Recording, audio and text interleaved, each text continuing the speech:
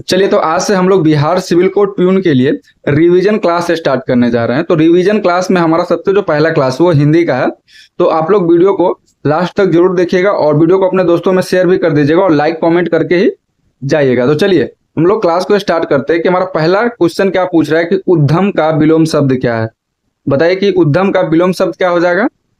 तो सबसे पहले आपको बताना है कि उद्यम का अर्थ क्या होता है। तो उद्यम का जो अर्थ होता है वो नीच या निकृष्ट होता है। क्या होता है? नीच या निकृष्ट। और इसका जो विलोम शब्द हो जाएगा वो आपका उत्तम हो जाएगा। क्या हो जाएगा? उत्तम। तो उत्तम आपका ऑप्शन बी में है, तो ऑप्शन बी आपका यहाँ पे राइट आंसर हो जाएगा। अगला क्वेश्चन की अर्क का अनेकार्थी शब्द समूह पहचानिए। अर्क शब्द दिया गया है जिसका आपको अनेकार्थी शब्द बताना है। ऑप्शन को देखिए और बताइए कि इसमें से अर्क का अनेकार्थी शब्द कौन कौन है। तो जो लोग भी इसका ऑप्शन अगर ए लगा रहे हैं कि सूर्य, काढ़ा और तांबा, तो बिल्कुल राइट आंसर हो जाएगा आपका ऑप्शन ए।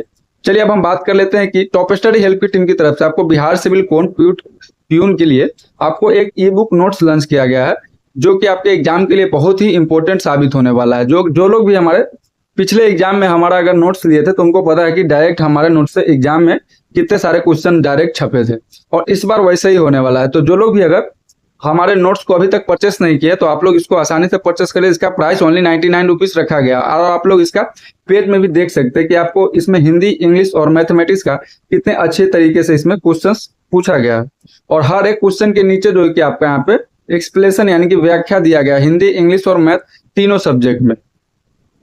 चलिए अगर आप लोग ये ई बुक नोट्स अगर लेना चाहते हैं तो आप हमारा व्हाट्सएप नंबर जो आपको यहाँ पे दिख रहा है कि 91109794, आप इस पे सिविल कोड प्यून लिख के मैसेज कर सकते हैं। आपको वहां पे क्यूआर कोड दिया जाएगा जिसमें आप 99 का पेमेंट करके आप वहां पे इसको आसानी से प्राप्त कर सकते हैं। और आपको पता है कि इस बार जो एग्जाम होने वाला है उसमें मॉडरेट टू हार्ड क्वेश्चन आपको पूछा जाएगा, आप लोग याद कर लीजिएगा। चलिए अगला क्वेश्चन है कि पवन शब्द में कौन सी संधि है। चलिए फटाफट आप लोग बताइए कि पवन शब्द में कौन सी संधि है।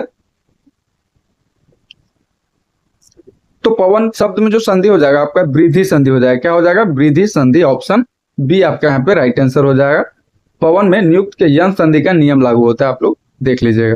अगला है कि कनक कनकते 100 गुनी मदकता अधिकाय में कौन सा अलंकार है। आपको इसी तरीके का क्वेश्चन आपके एग्जाम में पूछा जाएगा जो कि आपको कंफ्यूज कर सकता है।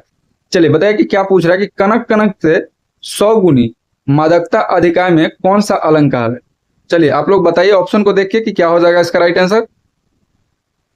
तो इसके में जो अलंकार हो जाएगा आपका श्लेष अलंकार हो जाएगा। क्या हो जाएगा? श्लेष अलंकार। तो ऑप्शन ए आपका यहाँ पे राइट आंसर हो जाएगा। अनेक शब्द में से अर्थ निकलते हैं जैसे सोना और धतूरा, एक ही शब्द से अनेक शब्द निकलने के कारण वहां पे क्या हो जाता है? श्लेष अलंकार हो जाता है। आप लोग इसको याद कर लीजिएगा। अगला क्वेश्चन है कि जो पहले कभी ना हुआ हो वाक्य के लिए एक शब्द क्या होगा। चलिए बहुत इंपॉर्टेंट क्वेश्चन है कि जो पहले कभी ना हुआ हो उसके लिए एक शब्द क्या हो जाएगा। तो जो लोग भी इसका ऑप्शन अगर ए लगा रहे कि अभूतपूर्व, तो ये बिल्कुल राइट आंसर हो जाएगा आपका ऑप्शन है।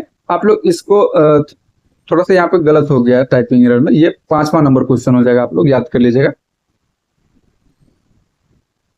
चलिए अगला क्वेश्चन है कि शुद्ध वर्तनी का चयन कीजिए। ऑप्शन को देखिए और बताइए कि इसमें शुद्ध वर्तनी कौन सा है। ये आपको चारों में ज्योत्सना लिखा हुआ है, आपको बताना है कि इन चारों में से जो है कि राइट आंसर कौन सा हो जाएगा। तो इसका जो राइट आंसर हो जाएगा आपका ऑप्शन बी हो जाएगा। ज्योत्सना में जो है कि आपका आधा त आधा स और न रहता है, तो ऑप्शन बी आपका यहाँ पे राइट आंसर हो जाएगा। चलिए अगला क्वेश्चन है कि यथाशक्ति में कौन सा समास है। चलिए फटाफट आप लोग बताइए कि यथाशक्ति में कौन सा समास हो जाएगा। तो जहां पहला शब्द व और वही प्रधान हो वहां पे क्या हो जाता है? अव्ययी भाव हो जाता है। क्या हो जाता है? अव्ययी भाव। तो ऑप्शन सी आपका यहाँ पे राइट आंसर हो जाएगा। अगला है कि गागर में सागर भरना मुहावरे का अर्थ क्या है। गागर में सागर भरना का मुहावरे का अर्थ आपको बताना है। चलिए फटाफट आप लोग बताइए। तो गागर में सागर भरने का अर्थ जो हो जाएगा कि थोड़े शब्दों में बहुत कुछ कह देना, यानी कि मतलब बहुत कम बोल के उसको बहुत ज्यादा बता देना, इसको कहते हैं गागर में सागर भरना। तो ऑप्शन बी जो है कि आपका यहाँ पे राइट आंसर हो जाएगा। यानी कि कम शब्दों में गहरी एवं व्यापक बात कहना वो गागर में सागर भरना कहलाता है। ठीक है। चलिए अगला है कि उन्मिलन का विलोम शब्द क्या है।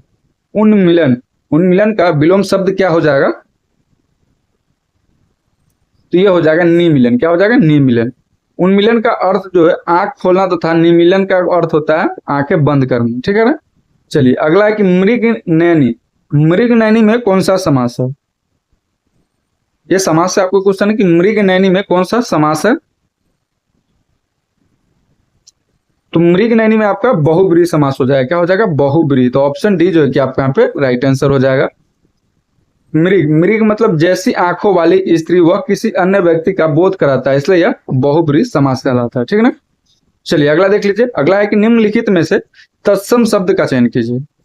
आप ऑप्शन को देखिए और बताइए कि तत्सम शब्द कौन सा हो जाएगा इन चारों ऑप्शन में से।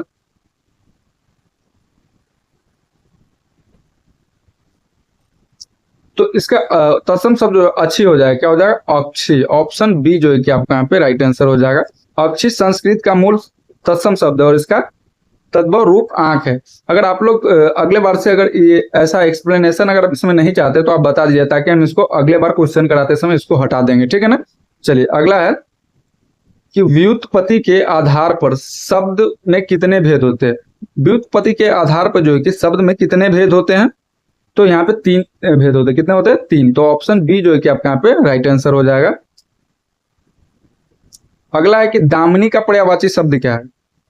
बताइए दामिनी का पर्यायवाची क्या हो जाएगा।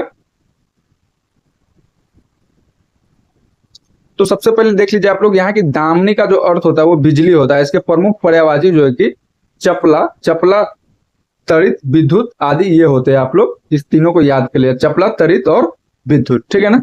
चलिए अगला देखते हैं। चलिए बताइए कि जो लोग भी हमारे चैनल पर नए हैं तो हमारे चैनल को सब्सक्राइब करके और वीडियो को लाइक जरूर कर दीजिएगा और अपने दोस्तों में शेयर भी कर दीजिएगा। अगला क्या पूछ रहा है कि सिर सहलाए भेजा खाए लोक अति का अर्थ बताइए। बड़ा मजेदार क्वेश्चन है कि सिर सहलाए और भेजा खाए लोकोक्ति का अर्थ बताना है आपको। क्या हो जाएगा, तो इसका जो राइट आंसर हो जाएगा आपका हो जाएगा दोस्त बनकर हानि पहुंचाना, यानी कि ऑप्शन सी जो है कि आपका यहाँ पे राइट आंसर हो जाएगा। इसका एक्सप्लेनेशन आप देख सकते हैं कि जो व्यक्ति मीठी बातें या चापलूसी करके अंत में नुकसान पहुंचाए उसके लिए यह लोकोक्ति प्रयोग किया जाता है, ठीक है ना। चलिए अगला है कि अस्थावर का विलोम शब्द क्या है। अस्थावर का विलोम शब्द आपका, अस्थावर का जो अर्थ हो जाएगा वो हो जाएगा आपका स्थिर, और स्थिर का विलोम शब्द हो जाएगा जंगम हो जाएगा। क्या हो जाएगा, जंगम। तो ऑप्शन डी जो है कि आपका यहाँ पे राइट आंसर हो जाएगा। चलिए अगला क्वेश्चन 16 नंबर में क्या पूछा है कि अन्वय शब्द का सही संधि विच्छेद क्या है। अन्वय शब्द का सही संधि विच्छेद क्या हो जाएगा। तो इसका जो सही संधि विच्छेद हो जाएगा आपका अनु जोड़ अय हो जाएगा। तो ऑप्शन ए जो है कि आपके यहाँ पे राइट आंसर हो जाएगा।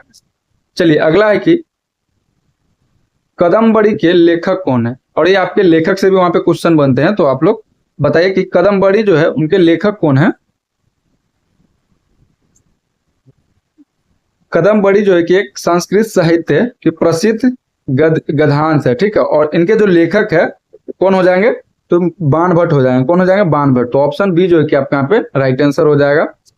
चलिए अगला कि तरनी और तरनी, तरनी, तरनी और तरनी शब्द युगम का सही अर्थ क्या है। आप देख सकते हैं इसमें दोनों तरह से तरनी कैसे लिखा गया है और इनका जो शुद्ध युग्म अर्थ बताना है। आप लोग बताइए कि कौन कौन सा हो जाएगा इसमें से।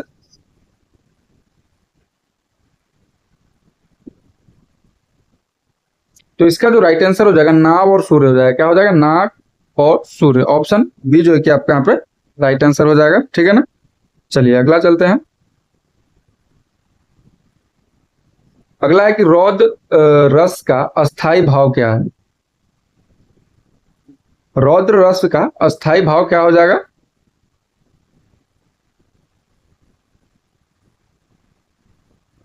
तो इसका जो अस्थाई भाव हो जाएगा वो आपका क्रोध हो जाएगा। क्या हो जाएगा, क्रोध। ऑप्शन ए जो बी है आपका राइट आंसर हो जाएगा।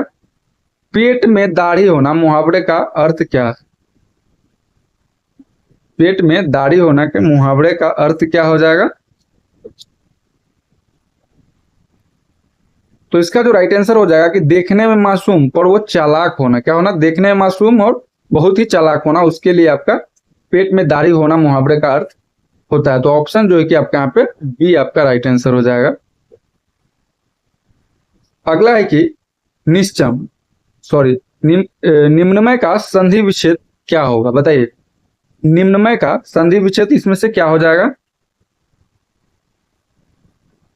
तो इसका जो राइट आंसर हो जाएगा चित्त जोड़मय हो जाएगा। क्या? चिन्मय का जो संधि विच्छेद होगा चित्त जोड़मय। तो ऑप्शन ए जो है कि आपका यहाँ पे राइट आंसर हो जाएगा।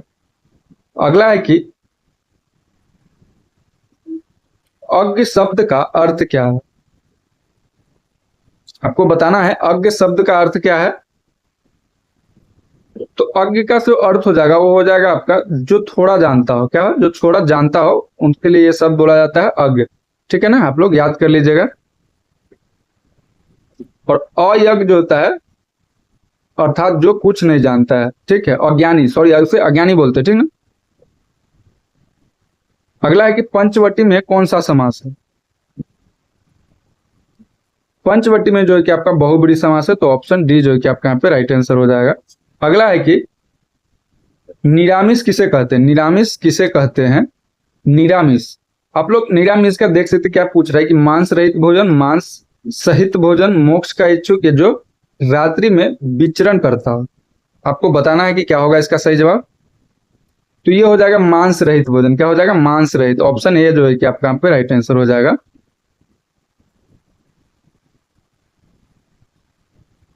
अगला है कि आल्हा किस ऋतु में गाया जाता है? आल्हा किस ऋतु में गाया जाता है?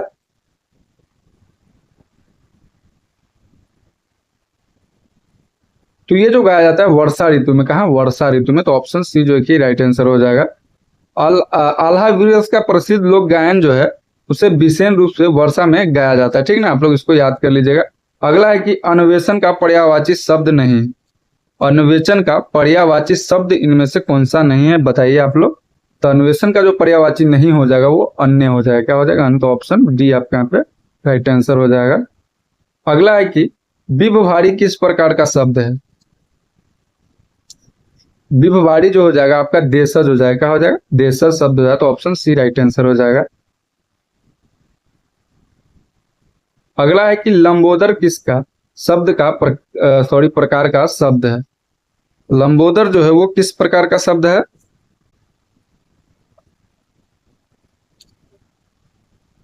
तो लंबोदर जो है आपका ये यहाँ पे योगरूढ़ हो जाएगा। क्या हो जाएगा? योगरूढ़ प्रकार का शब्द है। तो ऑप्शन सी जो है कि आपका यहाँ पे राइट आंसर हो जाएगा।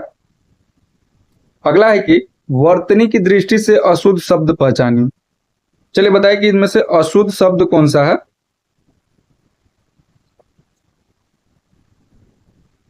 तो आप देख सकते हैं इसमें आशीर्वाद भी सही दिया गया है, कवित्री भी, उज्जवल भी, बट श्रृंगार इसमें गलत दिया है। यहाँ पे ऐसे हो जाएगा। ठीक ना। तो ऑप्शन डी जो है कि आपका यहाँ पे राइट आंसर हो जाएगा। अगला है कि चौपाई छंद में प्रत्येक चरण में कितनी मात्राएं होती है? चलिए तो आप लोग फटाफट बताइए कि चौपाई छंद में के प्रत्येक चरण में कितनी मात्राएं होती है। तो क्या होती है? 16 मात्राएं। कितनी? 16। तो ऑप्शन सी जो है कि आपके यहाँ पे राइट आंसर हो जाएगा। चलिए अगला है कि परिमार्जित का अर्थ क्या है? फटाफट आप लोग बताइए और जल्दी हम इसको खत्म करते हैं कि परामार्जित का जो अर्थ हो जाएगा वो आपका हो जाएगा शुद्ध या सुधारा हुआ। शुद्ध या सुधारा हुआ। तो ऑप्शन बी जो है कि आपके यहाँ पे राइट आंसर हो जाएगा। अगला है कि जहर का घुट पीना का सही अर्थ क्या हो जाएगा? जहर का घुट पीना का सही अर्थ हो जाएगा, क्या हो जाएगा? अपमान। क्या हो जाएगा? अपमान सहकर करना। ठीक है ना। ऑप्शन बी जो है कि आपके यहाँ पे राइट आंसर हो जाएगा।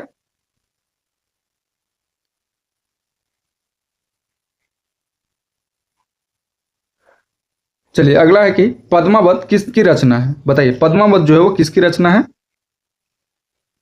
तो ये हो जाएगा मलिक मोहम्मद जायसी। ऑप्शन सी जो है कि आपका यहाँ पे राइट आंसर हो जाएगा। चलिए अगला अव्ययी भाव का विलोम शब्द बताना है आपको। अव्ययी भाव का विलोम शब्द बताइए। तो ये हो जाएगा तीरो भाव। क्या हो जाएगा? तीरो भाव। तो ऑप्शन बी जो है कि आपके यहाँ पे राइट आंसर हो जाएगा। और आज का हमारा लास्ट क्वेश्चन हो जाएगा कि अक्कल पर पत्थर पड़ना का अर्थ क्या हो जाएगा। और इसका जो आंसर हो जाएगा वो आपका हो जाएगा बुद्धि भ्रष्ट होना। तो चलिए बताइए दोस्तों कि आज का क्लास आपको कैसा लगा। अगर अच्छा लगा तो वीडियो को लाइक करके चैनल को सब्सक्राइब जरूर कीजिएगा।